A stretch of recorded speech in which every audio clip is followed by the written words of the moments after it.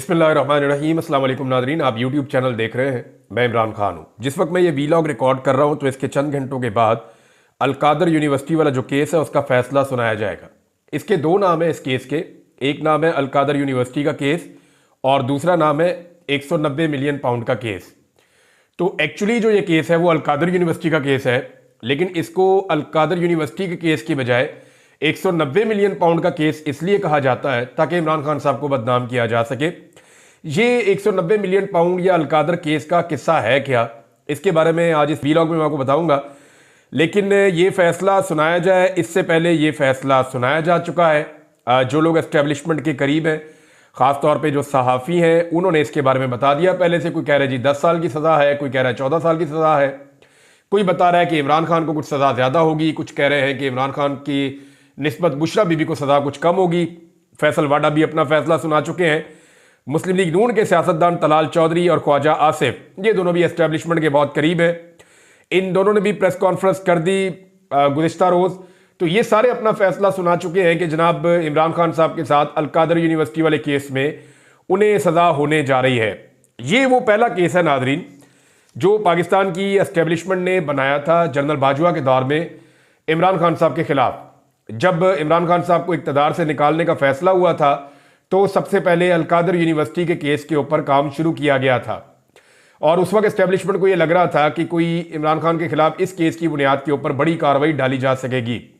इस केस के बारे में कई मरतबा इमरान खान साहब ने भी बात की है। शहजाद अकबर जो है वो इसके बारे में बहुत बात करते रहे माजी में। इसके फैक्ट्स तो बहुत सारे आपको पता है, लेकिन मोटी चीज़ें आज कुछ मैं आपको बताऊंगा।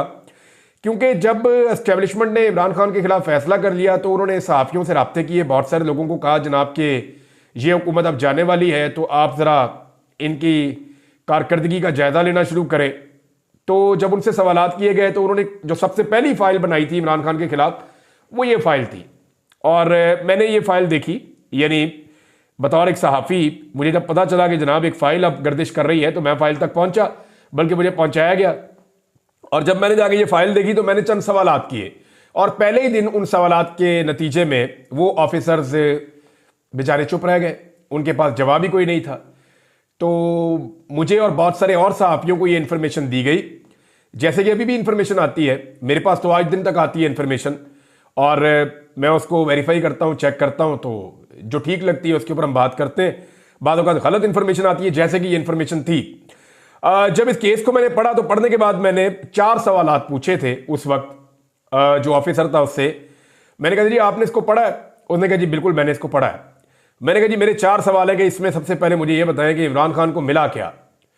तो इसका उनके पास कोई जवाब नहीं था। दूसरा मैंने पूछा कि ये पैसा इस वक्त कहां पर है, तो उन्होंने कहा जी सुप्रीम कोर्ट के अकाउंट में है। तीसरा मैंने उनसे पूछा कि क्या बुशरा बीबी या इमरान खान के दस्तखतों से या उनके अकाउंट्स में कोई पैसा आया, कोई ट्रांजैक्शन हुई उनके पास, तो इसका भी उनके पास कोई जवाब नहीं था। उन्होंने कहा जी ऐसा कुछ नहीं हुआ। एक सवाल मैंने और किया था, तो मैंने उनसे 4 सवालात पूछे, तो उन चारों सवालों के उनके पास जवाब नहीं थे। तो जब मैंने इमरान खान साहब को इसको पढ़ने के बाद केस को सवालनामा भिजवाने के लिए रब्ता किया तो उन्होंने कहा जी आ जाए, आके पूछ लें आपने जो पूछना है। तो तब इमरान खान साहब ने इस केस के बारे में मुझे कुछ चीज़ें बताई थी और उन्होंने पाकिस्तान के बहुत सारे और लोगों को, मीडिया को भी उन्होंने ओपनली बताया कि एक्चुअली ये केस था क्या। एक्चुअली इस 2 चीज़ों को जोड़ा जाता है। एक, इमरान खान साहब ने बनाई एक यूनिवर्सिटी अलकादर यूनिवर्सिटी जहां पे बच्चे तालीम हासिल कर रहे हैं, और दूसरा केस है कि मलिक रियाज का एक पैसा पड़ा हुआ था बरतानिया में, वो पैसा पाकिस्तान वापस आया। तो इन दोनों केसों को जोड़ा जाता है।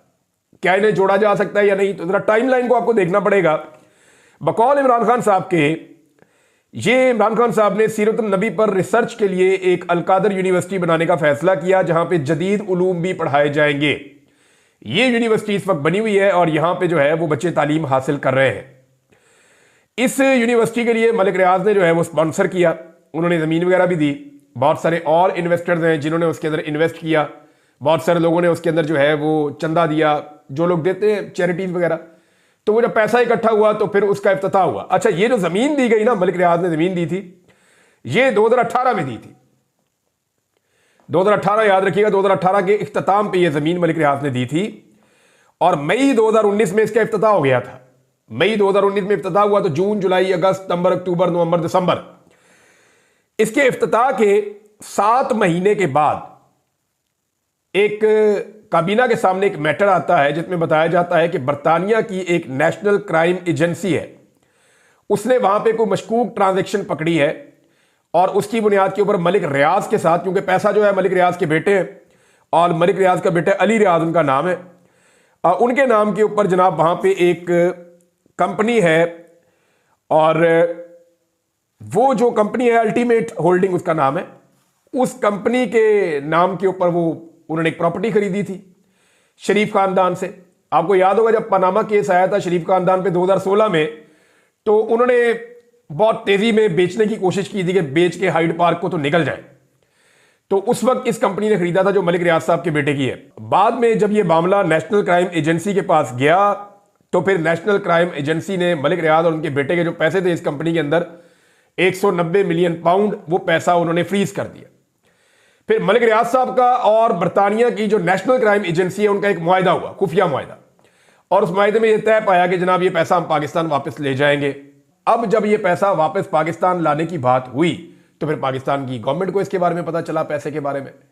तो अब पाकिस्तान की गवर्नमेंट के पास दो रास्ते थे जो इस काबीना के अंदर आए। एक रास्ता यह था कि हम बर्तानिया में जाकर केस लड़ें और यह साबित करें कि यह पैसा पाकिस्तान से मनी लॉन्ड्रिंग के जरिए गया और करप्शन का पैसा है, तो इस पैसे को लाने या ना लाने के हवाले से कोई कंफर्मेशन नहीं है। दूसरा, पाकिस्तान तहरीक इंसाफ के लोगों के बकौल उस वक्त यह सोचा गया कि क्योंकि मलिक रियाज इस पैसे को वॉलंटरली पाकिस्तान वापस लाना चाहते हैं तो क्यों ना यह पैसा डायरेक्ट पाकिस्तान वापस मंगवा लिया जाए, 1 रुपया खर्च किए बगैर। तो काबीना ने फैसला किया कि जनाब हम इसको नहीं छेड़ते, पैसा ऐसे ही पाकिस्तान वापस मंगवा ले, हमने कोई केस नहीं करना। क्योंकि इमरान खान साहब के बकौल वकला ने यह बताया था कि $100 मिलियन पहले ही हम बाहर केसेस में हार चुके हैं और हमें कुछ पैसा मिला भी नहीं, तो ये 190 मिलियन पाउंड है, ये पैसा आप मंगवा लें पाकिस्तान में। तो जो उनको मशवरा आया काबीना में रखा, काबीना ने मंजूर किया और वो पैसा पाकिस्तान आ गया। पाकिस्तान जब ये पैसा आया तो सुप्रीम कोर्ट ऑफ पाकिस्तान ने मलिक रियाज साहब के खिलाफ एक फैसला दिया हुआ था और उसमें उनको एक अमाउंट जमा करवानी थी, तो ये पैसा उस अमाउंट की मद में सुप्रीम कोर्ट के अकाउंट में जमा हो गया। अब इस पैसे के अंदर से जनाब 1 रुपया भी इमरान खान के अकाउंट में नहीं गया, 1 रुपया भी बुशरा बीबी के अकाउंट में नहीं गया, 1 रुपया भी अलकादर ट्रस्ट के अंदर भी नहीं गया। ये सारा का सारा पैसा गया सुप्रीम कोर्ट ऑफ पाकिस्तान के अकाउंट में और वहां इसके ऊपर इतना सूद जमा हुआ कि ये पैसा काफी बढ़ भी गया बाद में, और अभी तक ये पैसा सुप्रीम कोर्ट ऑफ पाकिस्तान के अकाउंट में बढ़ा हुआ है। अगर तो इमरान खान की कैबिनेट ने यह फैसला गलत किया था तो फिर क्या होना चाहिए था? फिर होना यह चाहिए था कि जनाब पिछले तकरीबन 3 साल से हुकूमत बदली हुई है, शहबाज शरीफ साहब आए, उनकी काबीना आई, वो इस फैसले को रिवर्स कर देते, लेकिन उन्होंने इस फैसले को रिवर्स नहीं किया। इसकी वजह तो मलिक रियाज ही बता सकते हैं आपको, क्योंकि मलिक रियाज के ऊपर बहुत दबाव डाला गया। मलिक रियाज के ऊपर इतना दबाव डाला गया कि उनके कारोबार को तबाह किया गया, उनके दफातर के ऊपर छापे मारे गए। मलिक रियाज ने पहले भी बड़े चैरिटी के काम किए, इदारों के साथ मिलकर किए हैं, सियासतदानों के साथ मिलकर किए हैं, ये भी उन्हीं कामों की तरह का एक काम है। लेकिन मलिक रियाज को इसके अंदर जो है वो बहुत ज्यादा सख्ती का सामना करना पड़ा। उन्हें कहा गया इमरान खान के खिलाफ बादाम आप गवाह बन जाओ, आपको कुछ नहीं होगा, आपका कारोबार भी चलेगा, आपका सारा काम चलेगा और काम भी देंगे। लेकिन ये मामले पे हैरत अंगेज तौर पे मलिक रियाज डट गए। उन्होंने कहा जी मैं इस पे कोई गवाही नहीं दूंगा, मैं झूठ नहीं बोलता। तो मलिक रियाज को उसकी कीमत चुकानी पड़ी, भारी कीमत उन्होंने चुकाई। लेकिन ये मलिक रियाज की, मैं वैसे नाकद हूं उनका, लेकिन इस मामले में मैं उसकी तारीफ करता हूं कि यहां पे मलिक रियाज ने डट कर यह कहा कि जी मैं झूठ नहीं बोलता, अब मैंने एक नेकी की है, मैं अपनी नेकी अपने गले डाल लूं। लिहाजा मलिक रियाज ने इसके अंदर झूठ बोलने से इनकार कर दिया, वरना यह केस बड़ा मजबूत हो सकता था, इमरान खान साहब के लिए बड़े सीरियस कॉन्सिक्वेंसेज हो सकते थे अगर मलिक रियाज वहां पे एक झूठी गवाही दे देते तो। बहरहाल मलिक रियाज ने गवाही दी नहीं, इमरान खान साहब के खिलाफ साबित कुछ हुआ नहीं, ना उनके कुछ अकाउंट में गया। दूसरा, ये जो ट्रस्ट है अलकादर यूनिवर्सिटी का, इसमें तो बाकायदा लिखा हुआ है किसी ट्रस्टी को 1 रुपया नहीं मिलेगा, ना आने जाने का खर्चा मिलेगा, ना उसको तनख्वाह वनख्वाह मिलेगी, कुछ भी नहीं मिलेगा, ना जमीन के अंदर कोई हिस्सा होगा। तो ये तो यूनिवर्सिटी जनाब बच्चों की है। अब हो ये रहा है कि मीडिया ये साबित करना चाह रहा है कि यहां पे कोई इमरान खान साहब ने करप्शन की है, जिसके नतीजे में जनाब ये केस हुआ है, और इस केस के नतीजे में इमरान खान साहब को सजा हुई है। क्योंकि ये सजा तो सुनाने का फैसला, सजा से पहले सजा तो सुना दी है, यानी जज को भी नहीं पता था कि मैंने ये केस का फैसला कब सुनाना है। लेकिन जो एस्टेब्लिशमेंट के करीब सहाफी या सियासतदान है उनको पता था कि फैसला कब सुनाना है। यानी पहले ये फैसला दिसंबर में सुनाना था 23 तारीख को, तो जो एस्टेब्लिशमेंट के लोग हैं उन्होंने कहा जी नहीं अभी नहीं आएगा। तो जज को नहीं पता था, एस्टेब्लिशमेंट के लोगों को पता था, फिर फैसला नहीं आया। फिर ये फैसला जनवरी में आना था 6 तारीख को, फिर नहीं आया। लेकिन जज साहब को और उनके अमले को बाद में पता चला, एस्टेब्लिशमेंट के करीबी सहाफियों को पहले पता चल गया। अब एस्टेब्लिशमेंट के करीबी सहाफी कह रहे हैं जी फैसला इमरान खान के खिलाफ आ जाएगा। हो सकता है इमरान खान के खिलाफ आ जाए, लेकिन मुझे तो बहुत हैरत होगी अगर यह फैसला इमरान खान के हक में आ गया, क्योंकि इमरान खान को आखिरी वक्त तक इस फैसले से ब्लैकमेल करने की कोशिश की गई है। लेकिन देखते हैं कि इमरान खान साहब जो है वो इस फैसले के बाद क्या रद्द-ए-अमल देते हैं। फिलहाल तो वो इस पे ब्लैकमेल नहीं हुए, उन्होंने अपना मौक़िफ़ वही रखा जो उनका पहले दिन से था। यानी ये जो आखिरी मुलाकात कल के दिन में उनकी हुई है, एतवार वाले दिन जेल खोली गई। अब आप इमरान खान की ताकत का अंदाजा कर लें कि वो एतवार को भी जेल खुलवा लेता है और एतवार को जेल खोलनी पड़ जाती है, लेकिन इमरान खान साहब ने अपना मौक़िफ़ नहीं बदला। तो आसाब की इस लड़ाई में इमरान खान साहब को शिकस्त देना बहुत मुश्किल है। अब पाकिस्तान का मीडिया जो है उसकी ड्यूटी यह है कि साबित करो या प्रोपेगेंडा करो किसी तरह भी कि जनाब जैसे नवाज शरीफ के खिलाफ फैसला आया था वैसे ही इमरान खान के खिलाफ फैसला आ गया। अगर इमरान खान के साथ ज्यादती हो रही है तो फिर नवाज शरीफ के साथ भी ज्यादती हो रही थी। अगर ये अलकादर यूनिवर्सिटी है तो वहां पे नवाज शरीफ का जो लंदन का अपार्टमेंट है या वो जो बहुत बड़ा महल है हाइड पार्क का, वो भी ऐसा ही केस है। तो जनाब मैं कुछ चीजें आपके सामने रख देता हूं इस हवाले से, इससे पहले कि मीडिया प्रोपेगेंडा करे। ये मैं आपके सामने रखने वाला हूं कि नवाज शरीफ का जो अमल था और इमरान खान का जो अमल है उसमें फर्क क्या है। नवाज शरीफ ने जाती जागीर जाती प्रॉपर्टी बनाई, इमरान खान साहब ने यूनिवर्सिटी बनाई, यानी दोनों केसों में फर्क है। वो नवाज शरीफ के बच्चों के नाम पे है, ये इमरान खान साहब ने कौम के बच्चों के नाम पर किया है। वहां पे आज भी महल्लाती साजिशें होती हैं, लंदन प्लान होता है, इस तरह की चीजें होती हैं। और यहां पे अलकादर यूनिवर्सिटी में सीरतुन नबी पढ़ाई जाती है। वहां सिर्फ मखसूस किस्म की एलीट दाखिल हो सकती है शरीफ खानदान को मिलने के लिए, और यहां जो है वो गरीबों के बच्चे जाकर पढ़ते हैं। ये जो है नस्ल दर नस्ल शरीफ खानदान के पास रहेगी और ये प्रॉपर्टी इनके बच्चों को जाएगी। जबकि अलकादर यूनिवर्सिटी की जो प्रॉपर्टी है उसकी मलकियत अब एक ट्रस्ट के पास है जो हमेशा ऐसे ही रहेगी और ये हमेशा कौम के बच्चों के पास जाएगी। अगर आप हाइड पार्क की वीडियोस देखें तो पाकिस्तानियों को अफसोस होता है कि ये हमारा पैसा ये कहां चला गया, इसका मनी ट्रेल नहीं है आज तक। लेकिन अगर आप वीडियोस देखें अलकादर यूनिवर्सिटी की तो आपको फख्र होता है। और अलकादर यूनिवर्सिटी की वीडियोस बनाकर प्रोपेगेंडा भी नहीं किया जा सकता। क्या दिखाएंगे, कौम के बच्चे वहां पे पढ़ रहे हैं, ये इमरान खान ने करप्शन की है कि वहां पे सीरतुन नबी पढ़ाई जा रही है बच्चों को। आज तक जो हाइड पार्क है उसकी मनी ट्रेल सामने नहीं आ सकी, जबकि पूरी ऑडिट रिपोर्ट अलकादर यूनिवर्सिटी की इस वक्त मौजूद है नैब के पास और उसमें वो कोई गलती नहीं निकाल सके। पाकिस्तान ये आज भी नवाज शरीफ के लंदन फ्लैट्स का जो है वो हिसाब किताब मांगते हैं, लेकिन यानी पाकिस्तानी पूछते हैं हमारे पैसे वहां कैसे गए, लेकिन अलकादर यूनिवर्सिटी को आज भी पाकिस्तानी पैसे देते हैं ताकि यूनिवर्सिटी चले और यहां पे बच्चे पढ़ें। तो मीडिया इससे पहले कि साबित करने की कोशिश करे दोनों एक जैसे, दोनों केस एक जैसे कोई नहीं है। मियां साहब ने अपने बच्चों की जायदाद बनाई है, मियां साहब के पास उसका कोई हिसाब किताब नहीं है। इमरान खान ने कौम के बच्चों के लिए यूनिवर्सिटी बनाई है और इमरान खान के पास उसकी एक एक रसीद और ऑडिट मौजूद है और उसके अंदर कोई गलती नहीं निकाल सके। केस वो ये बनाते हैं कि क्योंकि मलिक रियाज को एक सहूलत दी गई थी कि वो अपना पैसा जो नेशनल क्राइम एजेंसी के साथ उसने मुआहदा किया खुफिया, उसके नतीजे में वो अपना पैसा पाकिस्तान ला के सुप्रीम कोर्ट ऑफ पाकिस्तान के फैसले के मुताबिक वो वहां पैसा जमा करवा दे सुप्रीम कोर्ट के अकाउंट में। गया तो गवर्नमेंट के अकाउंट में ना, सुप्रीम कोर्ट गवर्नमेंट की है तो वो तो गया गवर्नमेंट के अकाउंट में गया। अब अगर तो वो फैसला गलत था तो शहबाज शरीफ साहब आके उसको बदल देते। अब तक 3 साल हो गए, किसी कैबिनेट ने उसको बदलने की जरूरत नहीं की। या तो उस फैसले को रिवर्स करते और वो ये कहते कि सुप्रीम कोर्ट ऑफ पाकिस्तान से वो पैसा निकालो और निकालकर स्टेट बैंक ऑफ पाकिस्तान में डालो। आज तक वो वाला काम भी नहीं किया। तो क्या इसमें अकेला इमरान खान कसूरवार होगा? काबीना के एक फैसले की जिम्मेदारी अकेले वजीर आजम पे कैसे आ सकती है? एक बड़ा सवाल है, इसका जवाब किसी के पास नहीं है। दूसरा यह है कि क्या मलिक रियाज साहब जो है उनके बगैर इमरान खान साहब को आप फिक्स कर सकते हैं? वो भी आप नहीं कर सकते।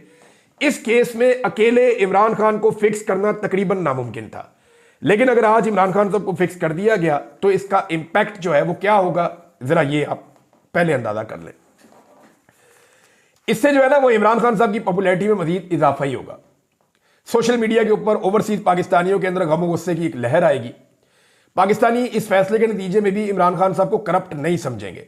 अगर इद्दत जैसे फैसले से आप उसकी इज्जत में कमी नहीं कर सके, अगर साइफर जैसे फैसले से आप इमरान खान साहब को मुल्क का गद्दार साबित नहीं कर सके, अगर तोशा खाना वाले जैसे मामला से जहां पे इमरान खान ने कुछ चीजें अपने घर लेकर गए पैसे देने के बाद, अगर उससे आप इमरान खान को करप्ट साबित नहीं कर सके, तो जहां इमरान खान के पास एक ढेला नहीं गया, उस केस में आप इमरान खान को करप्ट साबित नहीं कर सकेंगे, उसकी शोहरत को नुकसान नहीं पहुंचा सकेंगे, बल्कि उल्टा इसका रद्देअमल आएगा।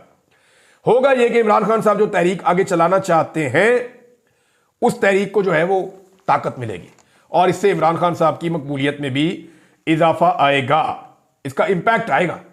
तो नाज़रीन, जितने भी कोर्ट रिपोर्टर्स हैं उनसे जब मैंने बात की, या मैंने उनके वीलॉग सुने, या मैंने उनके तजज़िये सुने, और जो खबरें मैंने देखी, उसके मुताबिक तो ये मामला टिकेगा नहीं। यानी आप किसी भी कोर्ट रिपोर्टर को सुन लें और उससे आप जान लें जिन्होंने इसको कवर किया है, वो बड़ा क्लियरली कहते हैं कि ये केस अगर फैसला इमरान खान के खिलाफ, जेल के अंदर तो जितने ट्रायल हुए सबका फैसला इमरान खान के खिलाफ पहले ही आया, अगर इसका फैसला भी इमरान खान के खिलाफ आ जाता है तो क्या ये हाई कोर्ट में टिक पाएगा? तो मुझे जितने भी मेरे सोर्सेज हैं जिन्होंने इस केस को सुना, चाहे वो वकला हैं, चाहे वो लोग जो हैं वो हुकूमत की साइड पे हैं, चाहे वो लोग जो हैं वो जर्नलिस्ट हैं, उन तमाम लोगों ने मुझे ये कहा कि नहीं, ये टिक नहीं पाएगा। जैसे ही ये हाई कोर्ट में जाएगा, नैब की बड़ी टिका के बेइज्जती होगी, क्योंकि इससे पहले जब भी इस केस को चलाने का फैसला किया गया तो मौजूदा जो चेयरमैन नैब है, इनके आने से पहले जो भी ऑफिसर थे उन्होंने इनकार कर दिया था। उन्होंने कहा ये मुमकिन नहीं है, इस केस के अंदर इमरान खान साहब को फिक्स नहीं किया जा सकता। इमरान खान को कोई भी सजा देने से पहले सिस्टम ने हमेशा ये उम्मीद की कि ये वाली सजा इमरान खान को तोड़ देगी, या उन्हें लगा कि ये वाली सजा जो है वो इमरान खान साहब को अवामी मकबूलियत को नुकसान पहुंचाएगी। लेकिन हर सजा के बाद इमरान खान साहब का ना सिर्फ सियासी कद बड़ा हुआ, बल्कि इमरान खान साहब के अज़म में मजीद इजाफा हो गया और वो मजीद पुख्तगी के साथ अपने मिशन पर लग गए। इमरान खान साहब को मिलने वाले बहुत सारे लोग अब ये कहते हैं कि इमरान खान का ये कहना है कि इक़्तिदार के लिए नहीं, मैं इस सिस्टम को अब ठीक करूंगा, और अगर वो वाकई इस मिशन पर लग गए हैं तो फिर ये सिस्टम ठीक हो जाएगा। क्योंकि और भी बहुत सारे सियासतदान हैं जो अंदर से इस सिस्टम को ठीक करना चाहते हैं, लेकिन वो मजबूर हैं बेचारे, और खौफ की वजह से कभी वो इमरान खान से डरते हैं, कभी वो एस्टेब्लिशमेंट से डरते हैं, लेकिन जो खौफ है उसकी वजह से वो सिस्टम को दुरुस्त करने से कतराते हैं। लेकिन अगर इमरान खान साहब ने और बाकी सियासतदानों ने किसी वक्त मिलकर यह फैसला कर दिया कि हमने मिलिट्री एस्टेब्लिशमेंट को पाकिस्तान की सियासत से दूर करना है, तो यह पाकिस्तान का सबसे बड़ा भला हो जाएगा। मैं बार बार यह बात करता हूं। नाज़रीन, दूसरी जानिब एक रिपोर्ट यह है कि ओवरसीज पाकिस्तानियों से लगातार राब्ते किए जा रहे हैं। जितना भी अमला है फॉरेन ऑफिस का, वो और जितने भी वहाँ एम्बेसीज हैं, वो लोग पूरा जोर लगा रहे हैं और कोशिश कर रहे हैं कि जो एक्टिविटीज़ जनवरी के महीने में मिड के बाद से लेके आखिर तक होने वाली है, उनको किसी तरह रोका जाए। अमेरिका में बहुत कोशिश की जा रही है, बरतानिया में कोशिश की जा रही है कि पार्लियामेंट्री ब्रीफिंग जो है उसके अंदर जो लोग जा रहे हैं वो बातें ना करें जो बातें उन्होंने करने का फैसला किया है। दूसरी जानिब जो ओवरसीज पाकिस्तानी है, उनका कहना है कि जनाब हमारा कोई किसी सियासी जमात के लिए हम ये नहीं कर रहे, हम ये काम पाकिस्तान के लिए कर रहे हैं। जब तक पाकिस्तान में इन मुल्कों की तरह रूल ऑफ लॉ नहीं होगा, जब तक पाकिस्तान में इंसानी हकूक की पामालियाँ बंद नहीं होंगी, जब तक मैंडेट का एहतराम नहीं होगा, तब तक पाकिस्तान आगे नहीं बढ़ेगा। लिहाजा हम तो आवाज़ उठाएंगे। यही बात जो है अमेरिका में भी ओवरसीज पाकिस्तानी कर रहे हैं। हालांकि इसमें पाकिस्तान तहरीक इंसाफ के लोग भी शामिल हैं, लेकिन अक्सरियत ऐसे तगड़े पाकिस्तानियों की है जो वहां पे काफ़ी इन्फ्लुएंस रखते हैं। यही लोग जो है वो पाकिस्तान का बहुत फ़ायदा कर सकते हैं, और मेरे ख्याल में ये फ़ायदा ही कर रहे हैं, क्योंकि इंसानी हकूक के लिए, डेमोक्रेसी के लिए, मैंडेट के एहतराम के लिए और रूल ऑफ लॉ के लिए आवाज़ उठाना और पाकिस्तान में इसको इंश्योर करना, इससे बेहतर जिम्मेदारी कोई और हो नहीं सकती जो ओवरसीज पाकिस्तानी अदा कर रहे हैं। तो लगातार दो चीज़ों के लिए दबाव डाला जा रहा है कि एक तो ये ब्रीफिंग्स ना हो, ना कांग्रेस में हो और ना ही बरतानवी पार्लियामेंट में हो, और अगर हो तो वो बहुत सतही किस्म की हो। और नंबर दो, पाकिस्तान पूरी कोशिश कर रहा है कि जो बाइंडिंग रेजोल्यूशन आ रही है अमेरिका में, कांग्रेस में, उसको अवॉइड किया जाए, क्योंकि अगर वो आ गई और सख्त नौयत की आ गई तो उसके बाद जो है वो पाकिस्तान में जो हुक्मरान तबका है, या इस वक्त जो एक पॉलिटिकल एलीट है, या वो एलीट है जिसने कैप्चर किया हुआ पूरे निज़ाम को, उनके लिए बड़े सीरियस इश्यूज हो जाएंगे। अब तक के लिए इतना ही। अपना ख्याल रखिएगा, अपने चैनल का भी। अल्लाह हाफ़िज़।